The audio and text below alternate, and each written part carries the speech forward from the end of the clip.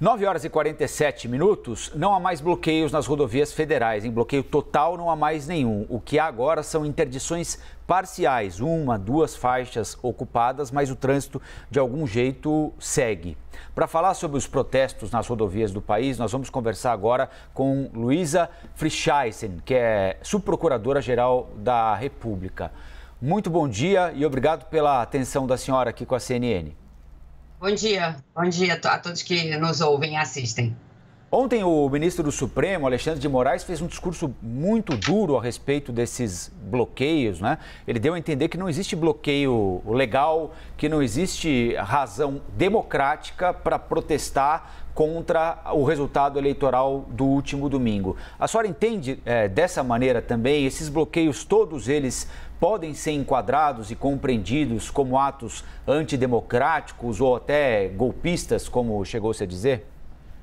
Bom, eu concordo integralmente com o ministro Alexandre de Moraes, no sentido de que qualquer bloqueio de estrada, ele é ilegal, porque você bloquear a estrada significa impedir as pessoas de ir e vir, impedir as pessoas de passarem para tratamentos médicos, passarem para encontrar suas famílias, impedir insumos de chegarem nas cidades, como gasolina, medicamentos, alimentos, e isso causa prejuízo a todos na sociedade. Agora, o enquadramento legal, ele depende de investigações. Então, eu gostaria de dizer que os meus colegas no Ministério Público Federal, em todos os estados da federação onde aconteceram esses bloqueios, primeiro fizeram recomendações, porque isso envolve também a atuação da Polícia Rodoviária Federal, que já tudo indica, sabia que haveriam esses bloqueios e a direção-geral teria demorado um pouco para agir, e isso é objeto de uma investigação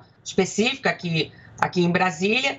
Por outro lado, a investigação relacionada àqueles que bloquearam com a identificação, isso está sendo feito em cada um dos estados da federação. E aí cabe identificar e verificar em qual crime poderia haver a incidência desses atos. Então, existem crimes relacionados ao Estado Democrático de Direito, lembra que foram os crimes que substituíram a antiga Lei de Segurança Nacional, que é uma lei nova do Estado Democrático de Direito. Por quê? Porque esses bloqueios eles estavam relacionados também com a contestação do resultado das eleições do dia 30.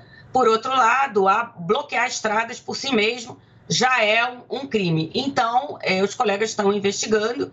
Esses crimes aconteceram em estradas federais e cabe ao Ministério Público Federal investigar. Está havendo troca de informações pela Polícia Rodoviária Federal, pela Polícia Federal, até porque as multas que foram aplicadas pela PRF podem fornecer indícios de autoria, uma vez que vão ter o nome das pessoas, os caminhões e outros grupos que estavam nas estradas. Também nos interessa saber, nas investigações, se havia um financiamento específico desses atos que aconteceram todos mais ou menos ao mesmo tempo e de forma orquestrada.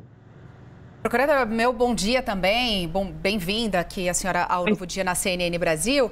Eu queria que a senhora avaliasse até aqui como foi a condução das forças policiais, principalmente da Polícia Rodoviária Federal, já que a gente está falando aqui de estradas federais, que estão ali debaixo do guarda-chuva da própria PRF, na contenção. É claro que domar manifestantes, acabar com esses protestos é uma situação difícil em qualquer lugar do mundo, mas eu queria uma avaliação da senhora sobre o trabalho que foi feito durante todos esses dias, desde a madrugada de domingo até hoje. Bom, primeiro eu queria dizer também que aí nós temos uma imagem que pode ser outro crime, que é incêndio, Colocar fogo na estrada também não é ato pacífico. O que aconteceu foi que no domingo, quando os colegas procuradores regionais eleitorais estavam trabalhando e colegas promotores eleitorais também em todo o Brasil, começamos a receber notícias, vídeos, que haveria contenções nas estradas federais e outras não federais no Nordeste, que a Polícia Rodoviária Federal estaria fazendo aí muitas contenções que não estavam dentro da normalidade. E isso, os procuradores regionais eleitorais logo de manhã começaram os contatos com a Polícia Rodoviária Federal para que isso não prejudicasse a votação nos estados onde isso estava acontecendo. E a votação se desenrolou e no final do dia quando tivemos o resultado, que, aliás, aqui também é importante dizer, tivemos resultado rápido, justamente por conta das nossas urnas eletrônicas, que são um orgulho nacional. E aí, o que nós começamos a receber no final do dia? Informações também nos grupos do Ministério Público Federal que estaria havendo retenção e bloqueios em estradas. Começando, acho que o primeiro que recebemos foi o estado de Mato Grosso, BR-153. Mas logo surgiram no Pará, surgiram em Santa Catarina, Rio Grande do Sul, São Paulo, Minas e Rio de Janeiro.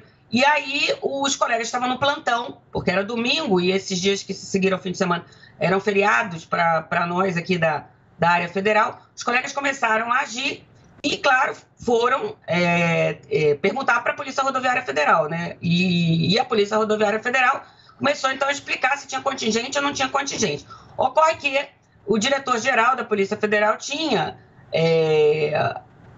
havia notícias que ele teria recebido informações da inteligência da PRF e não teria colocado suficiente pessoal nas estradas. Então, isso está sendo apurado num inquérito policial específico, que eu e mais 3 colegas que atuamos tanto na Câmara de Coordenação Criminal como na de Controle Externo policial, pedimos para os colegas da primeira instância atuarem e eles requisitarem o inquérito.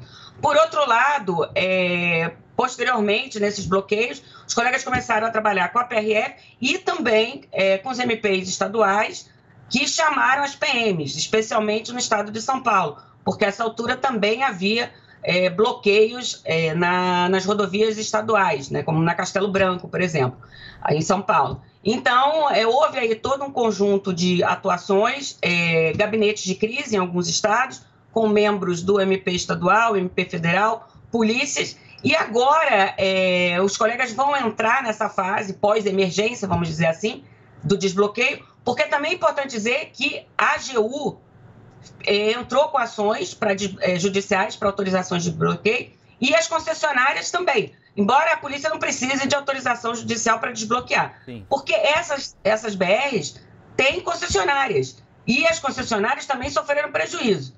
E tenho certeza que irão atrás dos prejuízos contra essas pessoas aí que estavam bloqueando. Então, agora nós vamos entrar nesse momento, a passada emergência dos bloqueios, vamos entrar nesse momento, já entramos na identificação de quem estava bloqueando e por quê e se havia um financiamento. Sim. A Basília Rodrigues, nossa analista, quer fazer uma pergunta para a senhora também. Tudo bem, procuradora, subprocuradora, obrigada pela atenção em conceder essa entrevista. Desde que houve o resultado das eleições, a gente observa vários atos e declarações consideradas antidemocráticas pelo país e a atuação do Ministério Público Federal em cima disso. Eu gostaria de saber no que pode dar essa investigação do MPF quanto ao bloqueio dessas rodovias, movimentos ali no sul do país que têm suspeita de serem neonazistas e também declarações do ex-piloto Nelson Piquet dizendo que Lula deveria estar no cemitério. Então, assim, é um conjunto de situações que aconteceram pós-resultado das eleições e para todas a gente vê pelas notícias de vocês, procuradores, que houve atuação do MPF. No que pode dar essas investigações aí sobre esses 3 casos, pelo menos? Obrigada pelas perguntas. Bom, primeira coisa é dizer que a função maior do Ministério Público posta na Constituição é a defesa do Estado Democrático de Direito. Sem Estado Democrático de Direito, não tem Ministério Público autônomo, não tem justiça independente. Então, nós partimos não é desse pressuposto, é dessa obrigação constitucional. E isso se espraia na atuação eleitoral, que realmente é uma atuação importantíssima, muito desgastante, porque os colegas praticamente ficam em plantão 7x7, 7 dias por semana, 24 horas durante as eleições e agora também. Mas, começando pelo caso do Nelson Piquet. O Nelson Piquet deu essas declarações, vídeos que estavam circulando também, e ontem mesmo houve a requisição de inquérito pelo Ministério Público Federal em Brasília à Polícia Federal. Então, Nelson Piquet vai aí ser investigado por ameaça ao presidente eleito, Luiz Inácio Lula da Silva.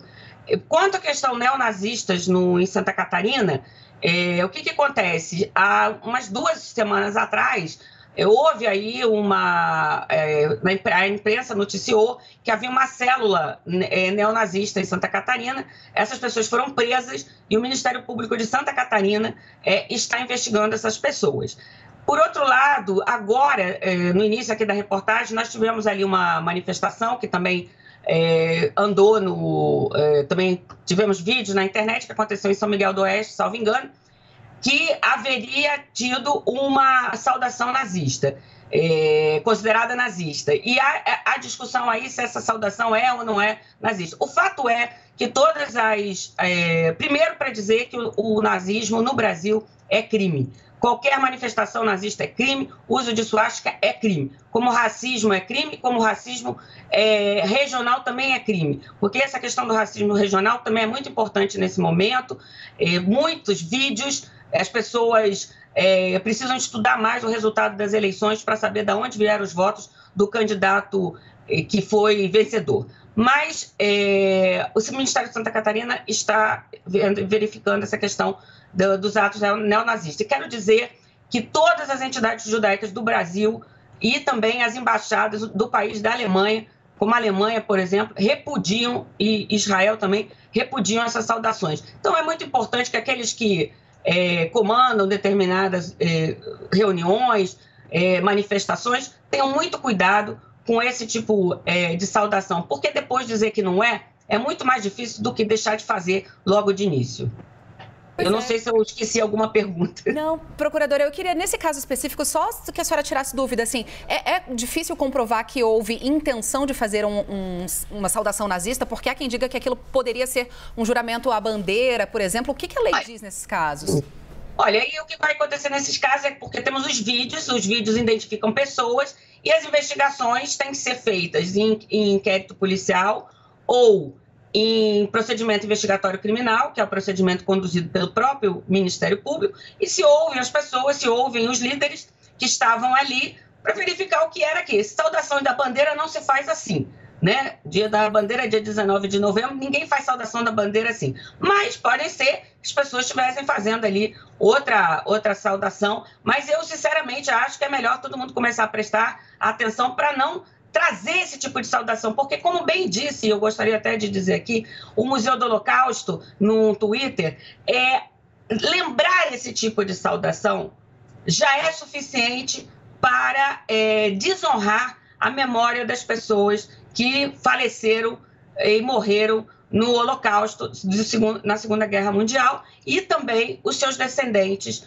e toda a comunidade judaica e toda a comunidade brasileira e internacional, porque o nazismo é uma chaga, e os neonazistas são uma chaga que nós temos que enfrentar com a lei e também com a educação para direitos humanos, porque não é possível ver crianças, adolescentes repetindo esses atos em escolas ou em marchas organizadas por seus pais em algumas cidades.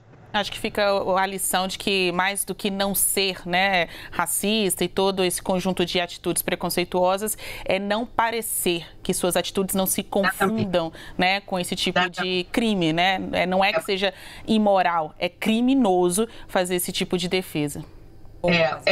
Basília, eu acho que serve aqui uma afirmação que no combate do racismo, né?